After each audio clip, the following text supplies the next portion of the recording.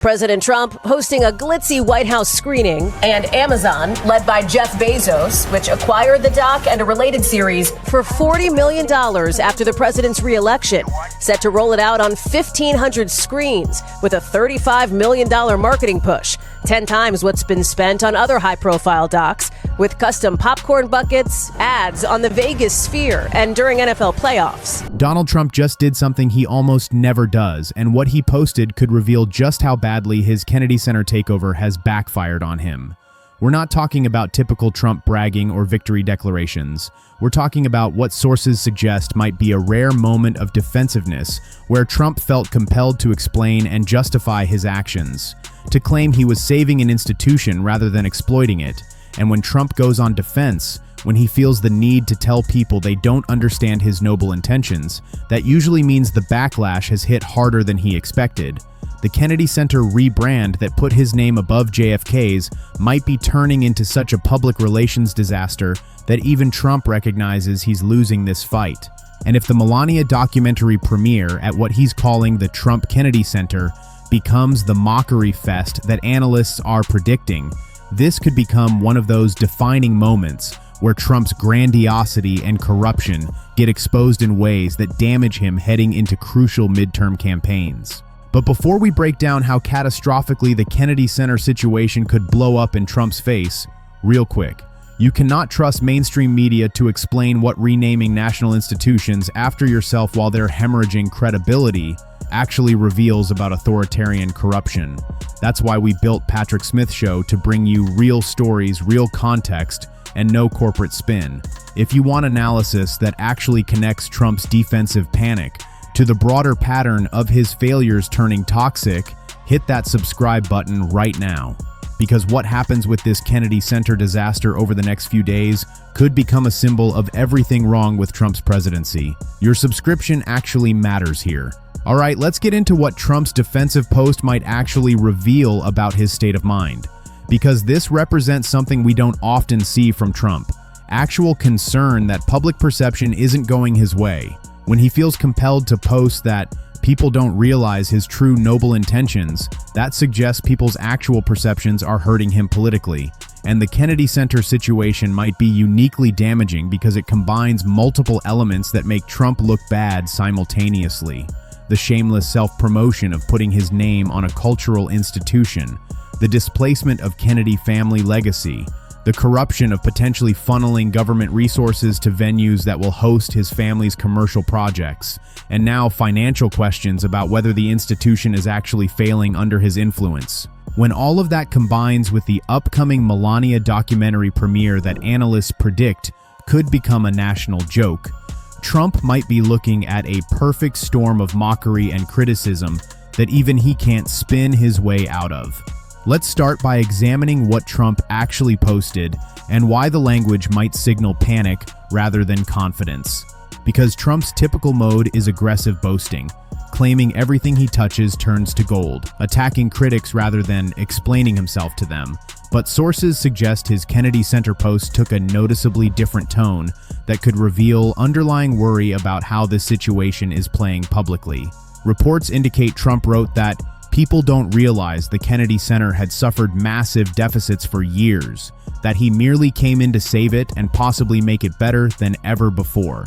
Think about that phrasing. People don't realize is defensive language. It's admitting that public perception exists that he needs to counter, that people think something about his actions that he wants to change. Trump doesn't usually care what people think or feel the need to explain himself. When he's on offense and confident, he just declares victory and attacks anyone who disagrees. And the word merely is particularly telling. Sources suggest Trump used it to minimize what he's doing, to make his actions seem small and reasonable rather than grandiose and self-serving. I merely came in to save it positions him as reluctant hero rather than shameless self-promoter. That's spin. That's trying to reframe how people perceive his motivations. And Trump only spins defensively like this when he thinks the current narrative is damaging him. President Donald J. Trump. Sources indicate he's been adding his full title to posts more frequently lately, which some analysts suggest could be insecurity about his legitimacy or authority.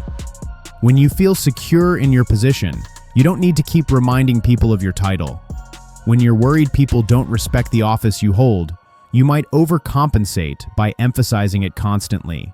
And the entire premise of the post might be false according to financial experts who've examined Kennedy Center records. Reports indicate that contrary to Trump's claims about massive deficits, the center actually operated with substantial surpluses in recent years.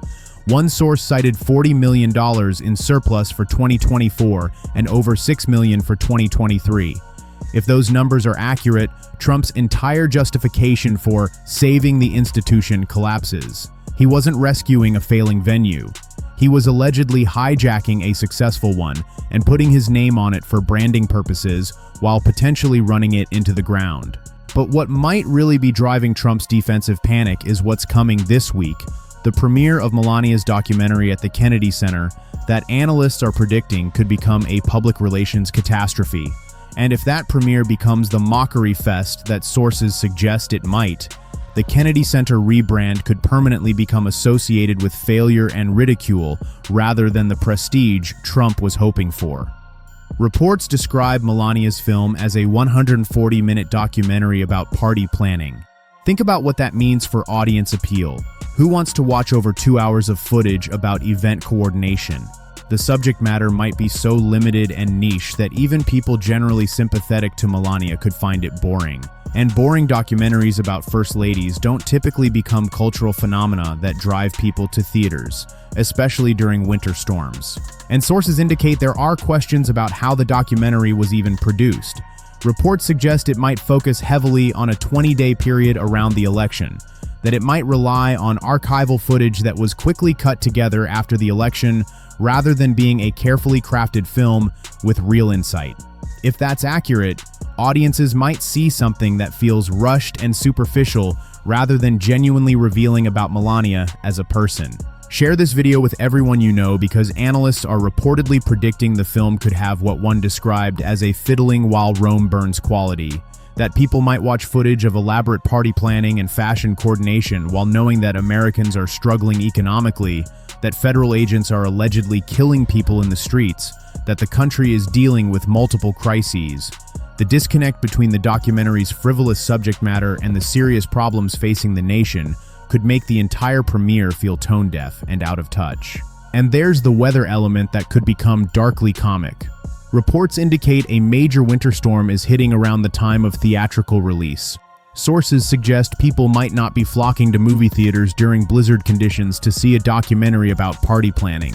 If box office numbers come in disastrously low, Trump might blame the weather, but the reality could be that nobody was interested in seeing the film regardless of conditions. But what sources suggest could make this premiere particularly damaging for Trump is the anticipated wave of mockery and memes. Because in the social media age, cultural failures don't just quietly disappoint. They become viral phenomena where millions of people participate in ridiculing whatever went wrong. And analysts are reportedly predicting that Melania's documentary premiere could become exactly that kind of moment. Think about the meme potential. A 140-minute documentary about party planning premiering at a venue Trump renamed after himself while the country deals with crises. The visual of Trump and Melania walking a red carpet for a film nobody wanted to see. Box office numbers showing catastrophic performance despite Amazon's $75 million investment. Every element could become fodder for jokes and satirical commentary that spreads across Instagram, Twitter, TikTok, and every other social platform. And sources suggest Trump might feel compelled to defend both the movie and his wife once the mockery begins. That's his pattern. When something associated with his brand gets criticized or ridiculed, he doubles down and insists it's actually the greatest thing ever. Analysts predict he might start posting that it's the best documentary ever made, that it's breaking records, that critics are just jealous, and that defensive over-the-top praise could actually make the mockery worse by highlighting how disconnected Trump's claims are from reality. Make sure you're subscribed to Patrick Smith's show because there's reportedly concern among Trump's advisors about the timing. This premiere is happening while Trump faces multiple political crises, while polling shows his approval on the economy at all-time lows, while ICE operations have become historically unpopular, while he's threatening prosecutors and stripping security from political opponents. Adding a cultural failure and mockery fest to all of that could compound the sense that Trump's presidency is spiraling out of control, and the Kennedy Center rebrand becomes permanently associated with this disaster. Every article about the documentary's failure mentions it premiered at the Trump Kennedy Center. Every meme about empty theaters includes images of the building with Trump's name on it. The venue that was supposed to add prestige to the Trump brand instead becomes linked to a vanity project that nobody wanted and everybody mocked. That's not the legacy enhancement Trump was hoping for. Now let's talk about the financial claims Trump made in his defensive post, because sources suggest the reality might be exactly opposite of what Trump described. And if the Kennedy Center was actually thriving financially before Trump took control but is now hemorrhaging money and credibility, that becomes another example of Trump destroying everything he touches rather than saving it. Reports indicate fact-checkers immediately jumped on Trump's claims about massive deficits. That analysis of IRS filings and annual reports shows the Kennedy Center operated with substantial surpluses in recent years. Sources cite $40 million surplus in 2024 and over $6 million in 2023. Those aren't deficit numbers. Those are indicators of healthy financial management and successful operations. Think about what that means if accurate. Trump's entire justification for taking over the institution was that he needed to save it from financial failure. But if the institution wasn't failing, if it was actually succeeding financially, then Trump's takeover wasn't rescue. It was allegedly hijacking. Taking control of something successful and putting his name on it to claim credit for success he didn't create. That's the Trump brand playbook. Find something working, claim it's failing, take it over, slap your name on it, then claim you saved it when it continues doing what it was already doing. But sources suggest there might be more concerning implications. If the Kennedy Center was financially healthy before Trump's involvement but starts showing problems after, that could indicate his management is actually damaging the institution. That artists might be canceling performances because they don't want to be associated with a Trump-branded venue. That donors might be withdrawing support because they object to the Kennedy family being displaced. That the Trump name, far from adding value, is actually toxic to cultural institutions. And there are reportedly questions about whether Trump is using the Kennedy Center for personal financial benefit. The Melania documentary premiere is a commercial venture. Amazon paid tens of millions for distribution rights. The Trump family benefits financially from the film's success, yet they're using a federally funded cultural institution as the premiere venue. Sources suggest there could be ethics questions about whether Trump is essentially using government resources to promote family business ventures. But there's a broader pattern that sources suggest Trump's use of the word merely exposes, because Trump deploys this minimizing language whenever he's doing something grandiose and potentially corrupt, but wants it to seem reasonable and altruistic. And recognizing this pattern could help people see through future Trump justifications for authoritarian behavior. Think about how Trump uses merely in different contexts. Sources indicate he claims he merely wants Greenland to protect America from Russia and China. Not that he wants to expand American empire or grab territory or make himself look strong through military threats. Just merely protecting national security. That's the innocent framing for what critics call aggressive expansionism. He allegedly allows ICE to operate with impunity because he merely wants to save Americans from dangerous immigrants. Not that he's creating a lawless federal force that operates outside constitutional constraints. Not that he's terrorizing communities or enabling agents who might be committing violence without accountability. Just merely protecting citizens from threats. That's how he frames what critics call authoritarian violence. And sources suggest the same pattern could apply to election interference that might be coming. If Trump tries changing midterm election rules, if he puts troops near polling places, if he seizes voting machines or challenges results, he'll likely claim he's merely ensuring elections are fair. Not that he's rigging them or intimidating voters or preparing to reject outcomes he doesn't like. Just merely protecting democracy. That's how authoritarian power grabs get justified with innocent-sounding language. Share this with everyone, because recognizing the merely pattern could be crucial for resisting manipulation. When Trump says he merely wants to do something that sounds reasonable, that's often the signal that what he actually wants is far more extreme and self-serving than the minimizing language suggests. The word merely is a red flag. It's Trump trying to make people lower their guard before he does something outrageous. But the Kennedy Center situation reportedly fits into an even larger pattern that critics have been documenting throughout Trump's career. The reality that everything he touches eventually turns to failure, despite his claims of being a brilliant businessman and manager. And if the Kennedy Center becomes another example added to that long list, it reinforces a narrative that could be devastating in midterm campaigns. Sources indicate Trump's business history is filled with bankruptcies, failed ventures, properties that lost value under his management. 6 bankruptcies, multiple failed businesses including casinos, airlines, steaks, vodka, a university that defrauded students. The pattern is that Trump slaps his name on things, extracts whatever value he can through debt and fees, then walks away when they collapse while claiming he was never really involved or that others are to blame for the failures. And analysts suggest his presidency might be following the same pattern. Policies that initially get promoted as tremendous successes but then fail to deliver results. Appointments of loyalists who prove incompetent and get removed in disgrace. International relationships that deteriorate rather than improve despite Trump's claims of brilliant deal-making. Approval ratings that crater on issue after issue as people experience the gap between Trump's promises and actual outcomes. The Kennedy Center could reportedly become a perfect metaphor for all of this.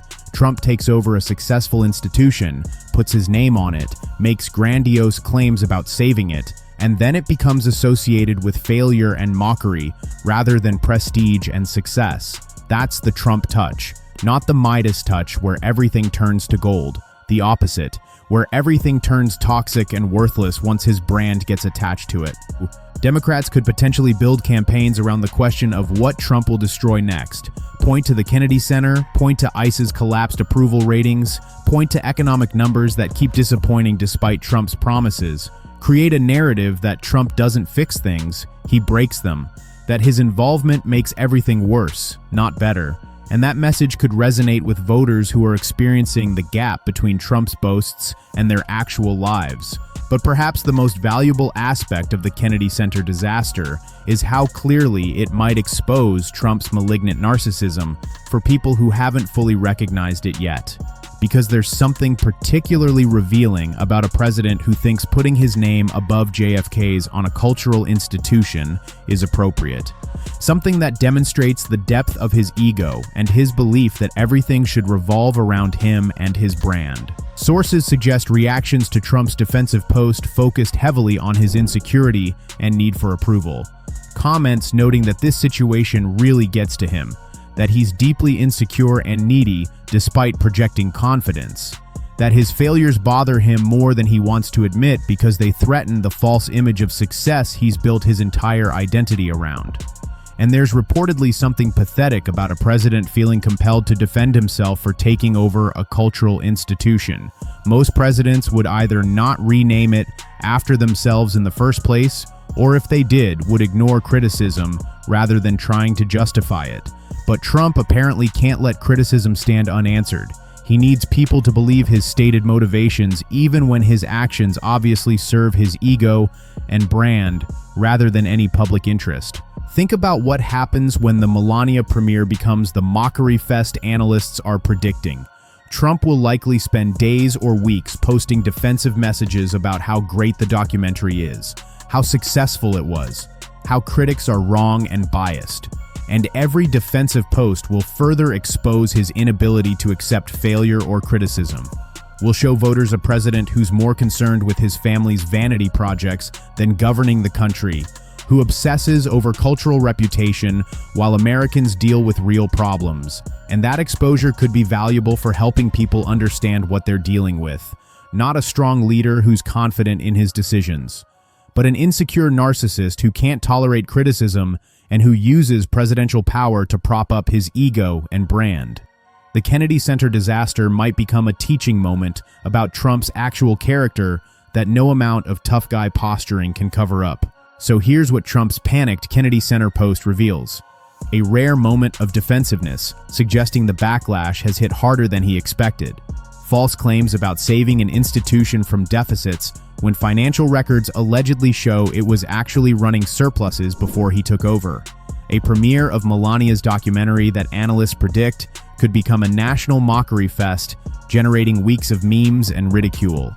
And exposure of Trump's use of minimizing language like merely to hide authoritarian and corrupt actions behind innocent-sounding justifications. The political implications could be significant. The Kennedy Center situation combines ego, corruption, and incompetence into one symbol of everything wrong with Trump's presidency. When the Melania premiere reportedly flops, when the mockery spreads across social media, when Trump's desperate defensive posts keep the disaster in headlines for weeks, it all compounds the sense that his presidency is spiraling, that everything he touches fails despite his grandiose claims, that his narcissism makes him incapable of seeing how ridiculous he looks to normal people.